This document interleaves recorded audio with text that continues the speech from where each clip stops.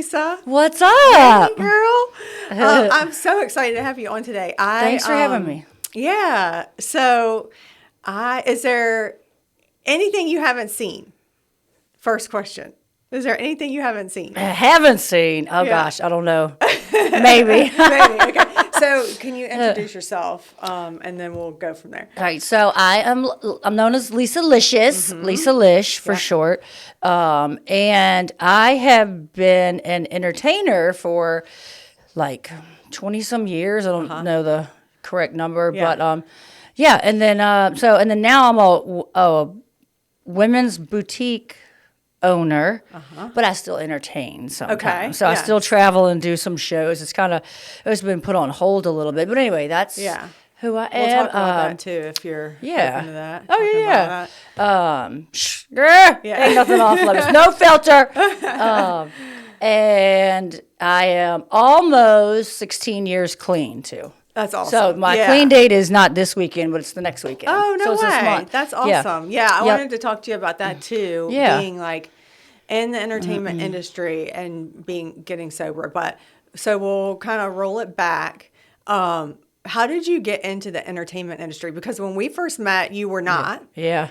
And then, can I tell a story about like how I think it started, or like So, we worked for a company together that like a restaurant, and they did like these promotions, right? Yeah. And I remember you doing a promotion for, it was like WWE or WWF or something like that. And one of our other friends who's no longer with us. Yeah.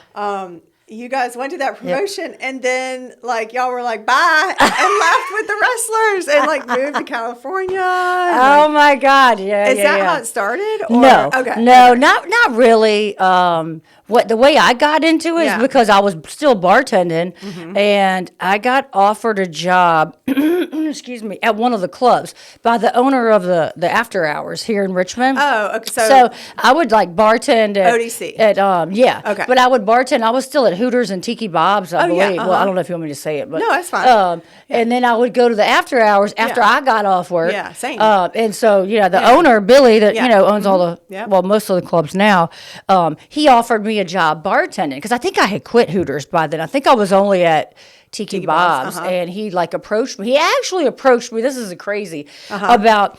He was like, "Why don't you come be a feature?" He's like, "At my club out in Hopewell," and he's like, "We'll put a wig on you." Oh my gosh! He's like, "And we'll put it in the paper, and you'll just go on stage." And I was As like, a "What is a feature?" Yeah. I'm like, "What is that?" Which is usually what they have dancers come in from other places. Yeah, right? yeah. And I was like, I don't even know what that is. I was like, I'm not getting up there. I ain't getting on no stage. I don't know what I'm doing. Yeah. So I did take the job, though, as a bartender at the strip club, which was Candy Bar back then. Okay. So that's how I got into it. Yeah, okay. I'd only been to them like maybe once or twice with like the Hooters girls when we went like on a bachelorette party or something. Yeah. And we ended up at Pleasure. And I was like, ooh, it was cool. Like it was cool and looking to me. it's very fascinating. Yeah. That world. So I went and started as a bartender. They got you in, roped you in. You know, they got me on the day of the towers. When the towers went down, was I always remember it. Because I had to go in that day and train. Like I had to go in that night and train behind the bar. No one really knew what was happening that day. Yeah. And then I started. So I bartended for like almost 3 months, and then I started dancing. Like it was almost, because I remember the DJ was like, "I bet you'll be dancing in 3 months." I was like, I'll never get up there and gyrate my ass up and down like that. Yeah. What? 3 months.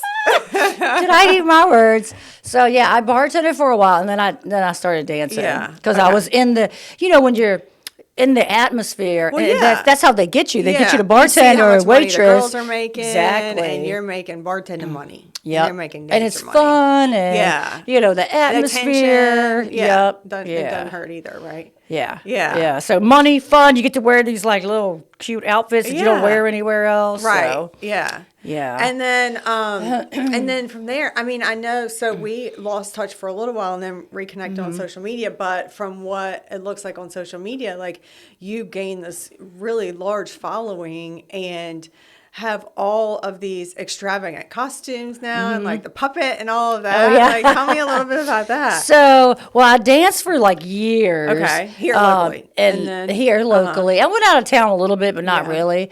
And then I would stop, and then I'd bartend, and then I'd go back. And then when I got clean, I decided to like step back. I had to get out of it for a minute. Yeah. And then when I came back in, I actually went back in and bartended at the same club where I had started. And my addiction had gotten worse, of course, grew as I was just a dancer over the years. But anyway, I actually went back, and I remember my counselors were like, we don't know if you should do that. If they were giving you the advice to like get out of that environment. Yeah, they were worried about that because that's where I came from. Yeah. So I was like, well, I'm just going to bartend and da-da-da-da. And so I did that for a while. Once, when I first got, I was a year clean before I went back to bartend in the club. Okay. And then I still bartended for a little bit. Well, there was a contest in town, like at Pleasure, it's called Entertainer of the Year. Yeah. And I always went and watched it and thought it was cool because they had to create like a feature show, like a theme. It was almost like you were doing like a play on stage. Yeah. Well, I knew that was coming up, and I always wanted to do it. And we had like a little mini contest at Candy Bar, so I was like, you know what, I'm going to enter it. Well, I did it, and I won. And I was like, oh, y'all done started something now. Messed up. So then I got back into dancing. I quit bartending again. Yeah.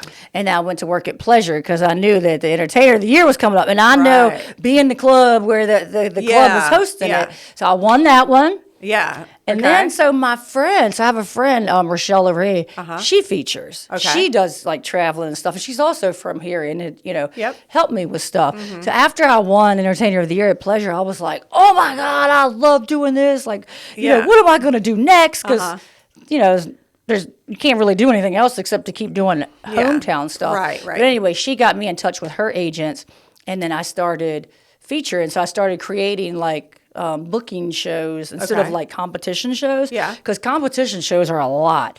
But when you go on the road, and you go to these clubs, you pretty much narrow it down to like a costume and a theme. Right. And, dancing. I do games on stage and stuff. That's and then fun. I started competing like nationally with all those girls. Yeah. And then I won a couple of those too. Yeah. That's awesome. And then so one of my fellow features, she did the puppets, Dakota Sky. Okay. But when she retired, she passed them down to me. Oh, okay. Yeah, and then her and her husband became an agent. So then they would book me in the clubs with their puppet shows. So what are the puppets and what do they do for anyone who hasn't seen it? So it's not like I don't do ventriloquist or like I don't have them really talking. Okay. I have them. I lay down on a pillow with my legs up. Like this. Okay. So when I'm on the stage. So like if you're in the audience, all you see is like I have a thong on. Yeah. So you're gonna see my legs up in the air. Yeah. There's like two boxes beside me and I'm laying back and the puppet pops up right there. Okay. So I have two. I've been working on three. But the main one is the devil. Yeah, that's what I've seen. And so the song is "The Devil Went Down to Georgia." Okay. So but he has props. Like he does stuff with the props. But he's also like doing stuff with me down there. So it's so funny. Yeah. And it's just so off the wall. Like so it's people different. love it. Yeah. Right. Yeah. It's not something they see in the club every day. No. Yeah. No, they love it. So and they're always like, what is she gonna do? Laying down on a pillow and then like, put my legs up there like, oh God. Yeah. But when that fucking puppet pops up, they're like, ah! Yeah. Do they laugh? Yes. Yeah. Yeah. Which and that's like so fun for me because I'm back there Right. like doing all the stuff that I gotta do to the cues and the music. Yeah. And I can hear people laughing. They come up and make it rain on the puppet. I'm like, get the fuck out of the Right. way. I'm doing the puppet show. I love a show. I've had people hit me with stacks in my face. Oh my gosh. Like when I'm laying down doing the puppet, which I'm like, okay, I like Thank money, you, but still, like, damn, now I got a black eye. Right.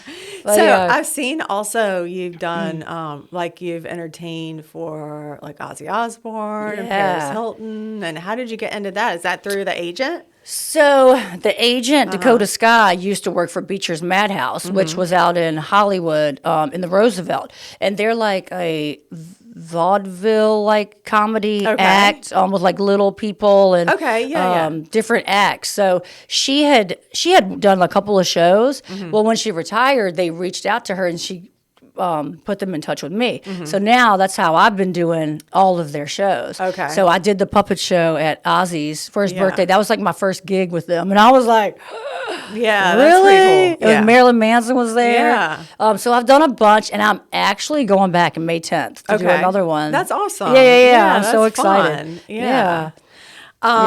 So, do you want to share like what you were addicted to, or what you were?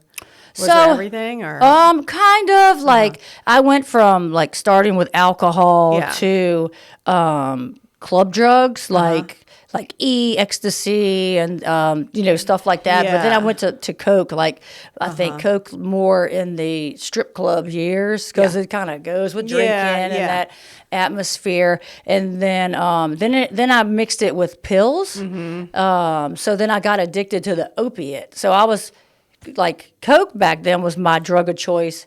But I hung out with people that did like pills too. So I kind of like did whatever I was whatever I was hanging out with. So I was doing coke at night, snorting pills. Then I was addicted to it. So getting off that was hard. I got clean twice. Okay. The first time I went to a rehab. I think, I went to a rehab.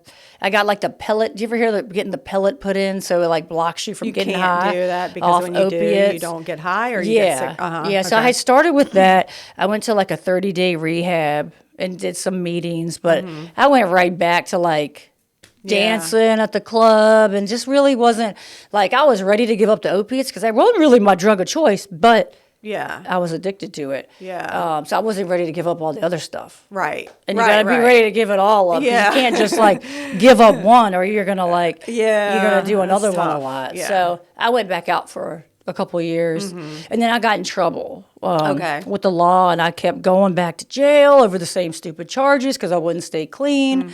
And then I finally I got some clean time and I just kept going and I did my classes and I was like, let me really focus because I didn't want to keep going back to jail. Because they'll get you like once you're in the system and you're got to go to the classes if you don't do it. And then you have and if you don't pee clean, and so then they got you. It kept me accountable. Whereas the first time I didn't have anything to keep me accountable was just but like me. A program. And so I did a drug program for a year and then I had to do probation for a year. So which I thank God that I had to go through that even though at the time it sucked.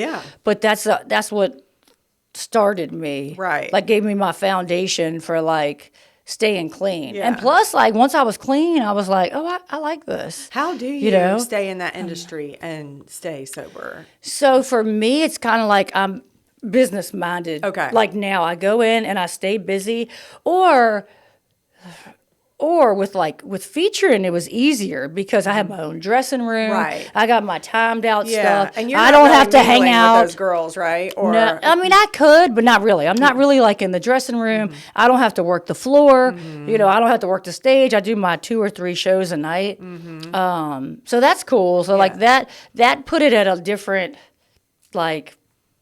I don't want to say level, but put it at a different, where I don't have to go in and hustle and sit and talk to people drinking all night. Because I can go around and say, hey, whatever. I have my own promo table. They can come up to me, and then I can fucking get up if I feel uncomfortable, Yes. Yeah. So, and I just know I didn't like how I was, my personality, how I acted. I was out of control. I would feel... I don't like that feeling. I lost my sense of humor and stuff, being all strung out. I was weird. I wouldn't want to be around people. Right. I still don't want to be around people a lot. Same. I know. That's right, and then if I house danced in Richmond, I just did it at the little club where it's not a lot of people. But I just keep myself busy. So I could go into the bar because I'm there to work, Right. I'm not there just hanging out, socializing. Is that the difference that you keep the company that you keep is outside of those clubs or? My close circle, they don't really use, I do have a couple of friends that still do, but they don't really stiff rails in front of me or anything. And I don't hang out a lot. Right. So I know my boundaries. Yeah. And I've been so open. Even The when I went in people the would club. be a complete dick if they bring it in front of you. Yeah. And I've always been so open. Like when I went in the club, I'm like, I don't drink. Yeah. I don't do that. You don't want me to do that. Like, if they don't get it. Because they're, some people don't get, oh, you can have one. Or, oh, it's been so long. And I'm like, yeah, it's been if way you too ain't long. know me then, you don't want to. It's been way too long to go Some down people that knew road. me back then. And then I have a lot of people that they never knew that version of me. And I'm like, good. Yeah. What about being in relationships and that environment or as an entertainer? Like, is that a struggle? It is. It is kind of because, like, I feel like there's always jealousy feelings or, like, non-trust, But, like, for me and, like, fellow dancers, like, I only speak for myself, but I'm pretty sure the girls are like this, too. It's like you flip the switch when you go into work. It's like... Sure. Yeah. It's like, you're acting. So I don't see it as, like... where you would get jealous because I'm doing a job. I'm there to entertain. Right. I'm there to make money. Yeah. Get my bag and go home. Right. You right. know? Yeah. But I noticed for not only me, for other people, it is hard though. For like, I think it's, for the guys to like accept that, or they think, oh, all these men are looking at my Or women. they think they'll be fine with it until... Or like some other Prince Charming is going to, Captain Save-A-Ho is going to come in and we're going to be like, oh, yeah. No. No, doesn't happen. Yeah. So I know recently you've been going through some things with your butt. Oh my God, it's never ending. Okay, so what did you have done and what do you have removed? Okay, so like 12 years ago. All right, mind you, this is before BBL, which is Brazilian butt lift. The fat transfer was like a big thing. I didn't even know if that existed at that time. So, well, some friends of mine, like a group of girls out like west, they all were like getting it done and like girls down south. And so we went, like a couple of us went as a group to Dallas, Texas. Okay. And we went the first time. I went with the other girls. And we went to the ghetto in Dallas. It was like a little shitty apartment. Okay. And there were followed them through. Yeah. It was not a medical place. Oh, man. Wow. It was actually, and I've been saying this name on Facebook because it rhymes, but I'm like, I don't want to be offensive, but it was a tranny. Okay. another lady Okay. and a gay guy. Okay. That were doing it. Because I say, the tranny gave Granny a fanny. But I don't mean for that to be like offensive, Yeah, I hear you. But so we went the first time, and they injected a hydrogel, is what they told everybody, a silicone. Okay. Hydrogel. And so, because we were like, what is that? Like, is it safe? Like, what's it going to do? All these girls are getting it done. Yeah. It's kind of like, really, if you're going to jump off a bridge, they're going to jump off a bridge, or you? Let's all go. Let's go. They got big butts. Yeah. And it was only $520. Oh, man. Discount booty. That right there should have been the biggest red. Well, all of that's a red flag. Well, anyway, I went. We came back about a couple of months later. Mine had went down, like the swelling, or it settled or whatever. So it went down. So I texted Tranny and I was like, well, I'm gonna call her Alicia. Okay. I texted her and I was like, I'm ready to come back because this went down. So she was like, all right, come back. So I go, not once, but twice. Round. The second time, it was just her by herself, which hurt so much worse. Because mind you, they don't give you anything. I'm clean at this time. So I didn't take anything. Whereas the other girls, I think they might have taken like, I don't know, Xanax or take something the edge off. to edge off. Because this is total black market, like underground operation that they had going. That's wild. Yeah. Yeah. So I went a second time, and it hurt so bad. Because the first time, they were all working together, and they did both cheeks at the same time. And like then your ears pierced at the same time. Yeah. Well, then the second time, it was one, because just Alicia was doing it.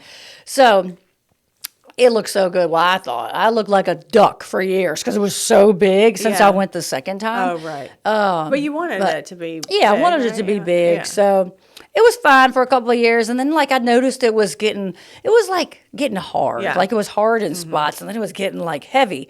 Well, it always had one little tiny looking little bruise on one side. Okay. And, I just kept an eye on it. I covered it with spray tan when I went and did my gigs. And then, it just got harder and harder. The only time it ever really hurt me was when I was flying. So I don't know if it was like when they, I can't say air pressure. When they pressurized the cabin. Yeah. I think it's from that, but I don't know. But it would hurt, and I'd have to like move around and like adjust it and stuff. So back in November, I noticed that it was getting like. It was really weird looking. Like, it was really bruised and, like, red. And I was like, oh, my God, that looks like, what's going on? Just in that one spot. Yeah, like on this one side. It was, like, angry.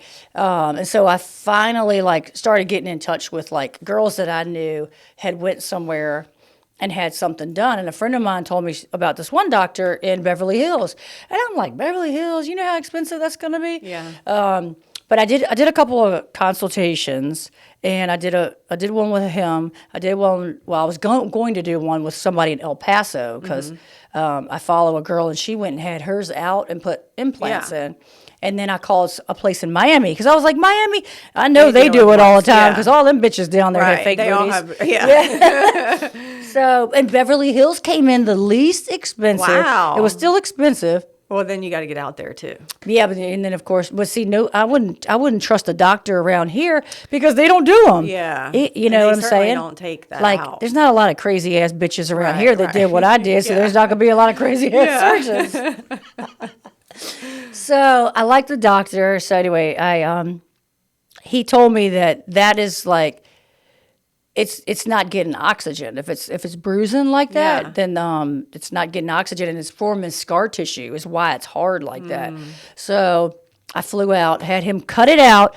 So because since mine is hard, they had to go in and cut my butt all the way at the top, open it up, cut like a big chunk. Mind you, I got injections, but he cut it out like one giant block. Because the injections had made scar tissue around it, so they were in there like chunks. Yeah. Yep. So he cut it out like a giant block. Wow. So when I told him to make a video, so when he did, he took the block and shoved it back in my butt. And then when he made the video, he lifts my butt up and then he pulls it out. Oh my God! Everybody was like, "Oh my God, you had implants?" And I'm like, "No, that was injections." Yeah. I was like, but it was all formed around that. Yeah. So, but I've been having like. Have you ever seen anything like that before? I don't think like mine. Yeah. Yeah. You've been having what? I'm sorry. Oh, so, well, then now it's like, oh, my God, I wasn't expecting it. Like, I have, like, accepted my fate, right? Like, okay, I made this stupid decision. Now we're going down this I always thought what's going to happen. Sure. But I kept looking at all these before and after pictures. Well, they weren't like mine. They weren't like me. When he took that shit off the next day and I looked in the mirror, I was like, granny with a fanny. My ass hung down. It was so old looking. It was deflated. Yeah. And I was like, I was not ready for that. Right. And I'm like, okay. It's the process. Internalize it. It'll get better. Yeah. But it didn't. So I had to go back again. Because the bruising was so near the skin. Yeah. So when he took it out and we had been compressing it, it just didn't make it. So I had like 2 holes in my butt where he had kind of like ate where the through skin or whatever, rotted. Heal, like, or, So I had, because I update him through pictures through Instagram. Yeah. So he was like, you got any plans to come back to LA? And I was like, I didn't.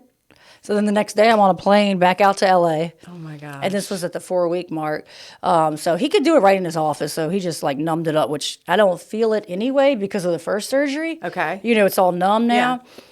So he had to cut out that section, sew that up. Now it's and he took my drains out because I had drains coming because my butt's filling up with fluid. Well, since he took the drains out, now I had to find a surgeon here. Yeah. Because they have to take it out with a needle. And now I go this Wednesday is my 3rd, but this side is like filling up. So I don't know what we're doing. Okay. And it's still like the stitches now too, where he went in the second time. There's little black spots like in one area, and then So what's the long-term plan? I don't know for your body. Okay, you just got to see how it heals. First, it was I was going to heal in 6 to 8 weeks, and then I could get a fat transfer, a BBL. Okay. So then I could go get the BBL because it's sunken in. So you have It's to do deformed something looking. there to and he doesn't recommend implants because I've been through my tissue and all that's been through enough. Yeah. So they want to do a BBL. Sorry, my name started running. That's okay. But but I have to heal first. Yeah. And it's not healing. I mean, it is, but it isn't because Maybe it's so just much healing, fluid. like slower than Yeah. Because I think that the fluid's filling up that empty pocket. There's a whole big empty pocket now. Yeah. So I'm compressing it. I'm stuffing it with dish towels. Oh my I got 2 Lord. fajas on. So when I stand up, you can't tell. No, I can't tell at all. That booty looks good. Yeah, I was having the queen of smoke and mirrors. Yeah. Same. So yeah, I'll go back this Wednesday and we're going to talk about, or he'll see. What the I don't plan know. is. Do we just keep doing that That's every the week? local doctor you'll go back to. And I had a hard time finding a local doctor that bet. wanted to touch it Because somebody else has already done it. And, they don't do this kind of stuff around here. So luckily, one of my girlfriends, she works with him and had like her breast cancer reconstructive stuff done by him. So he saw her he saw me through her. Yeah. So I'm like, it pays knowing somebody. It does. Hey. I know. I was like, I got a doctor plug. Yeah. Usually I'm the plug.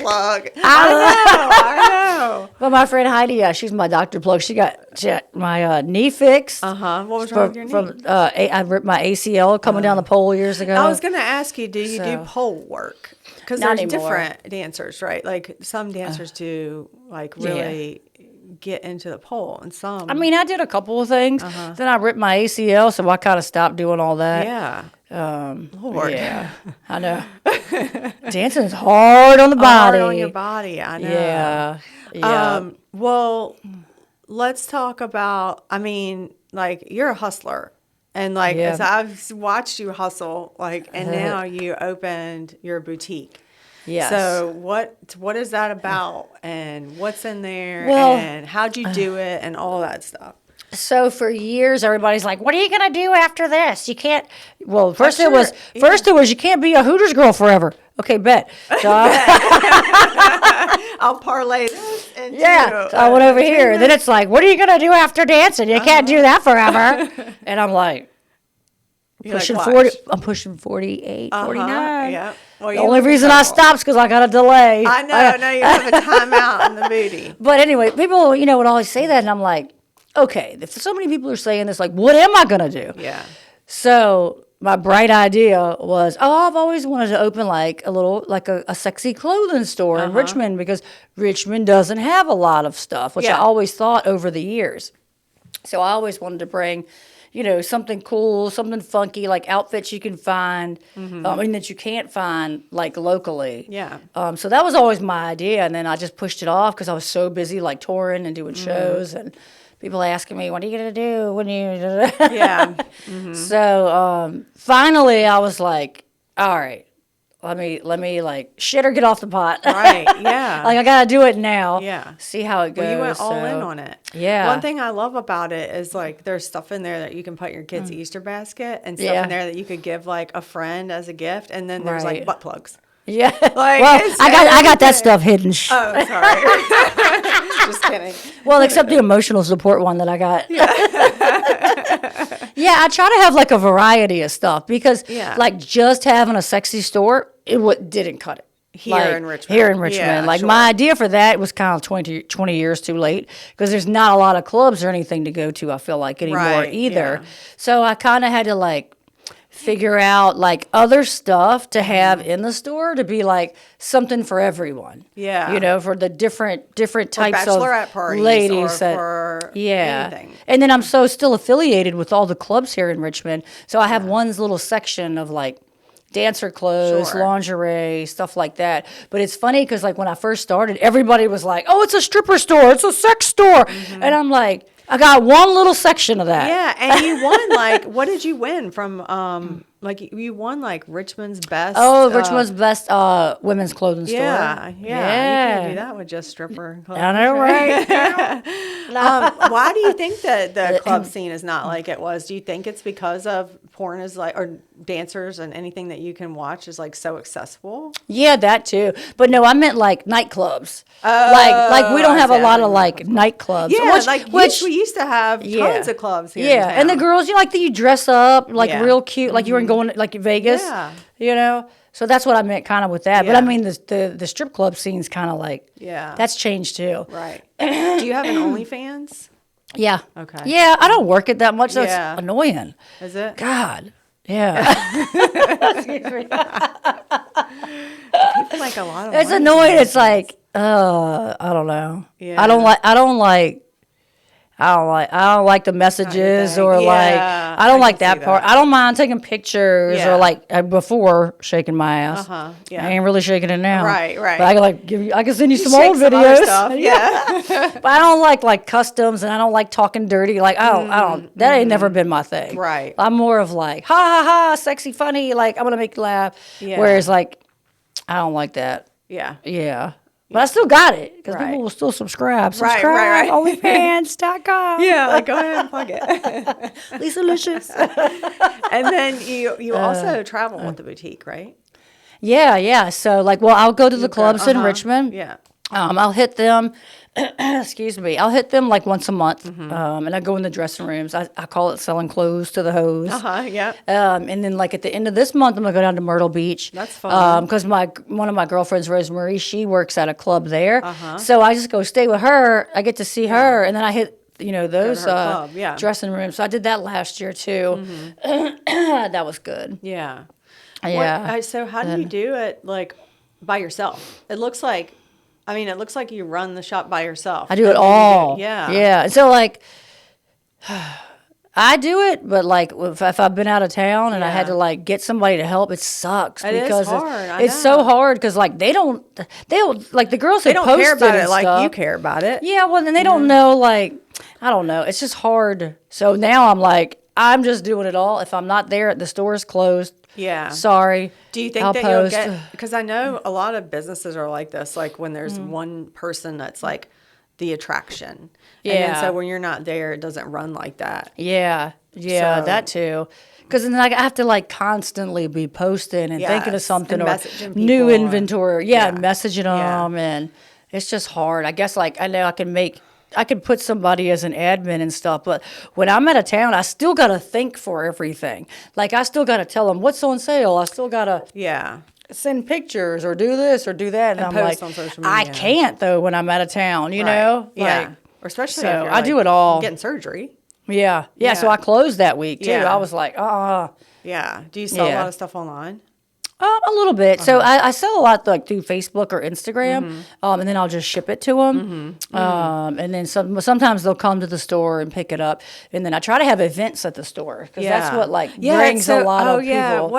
Tell me about some of the events that you had there. I know you had a comedy night. Yeah. Don't Tell Comedy. They're a group. They're nationwide, but there's a Richmond chapter. Okay. And I'm friends with one of the guys that hosts it. So they'll come in randomly. It's you don't know.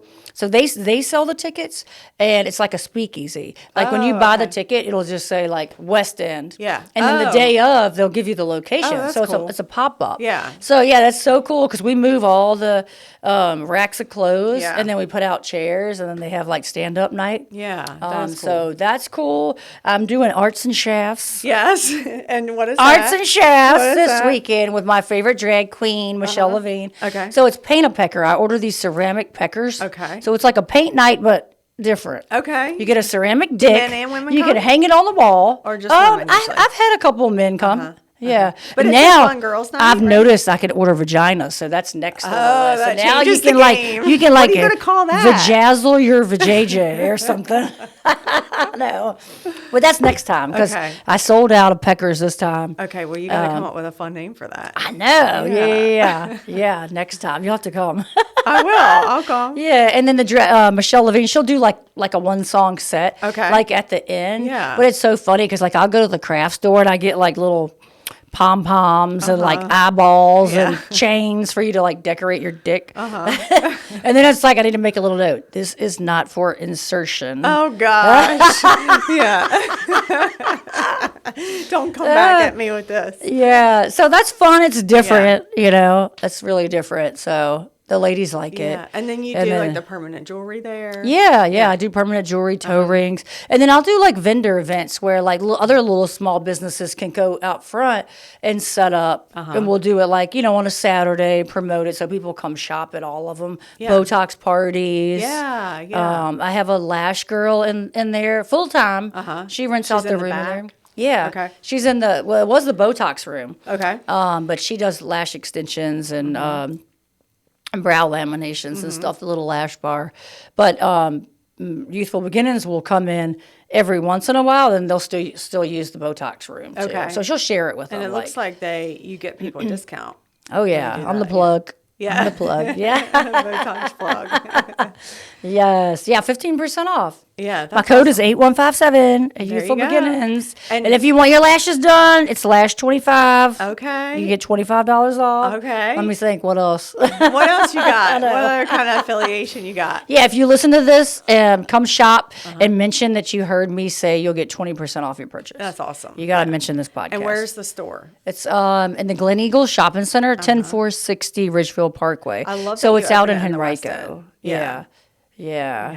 Do you get people that come in that don't know what it is? Yes. I get so like, all right, so the hair salon next door. I see a lot of old people out front. It's a lot of older ladies. Yes. So when they come in, I love to watch as they move through the store. And they're like, oh.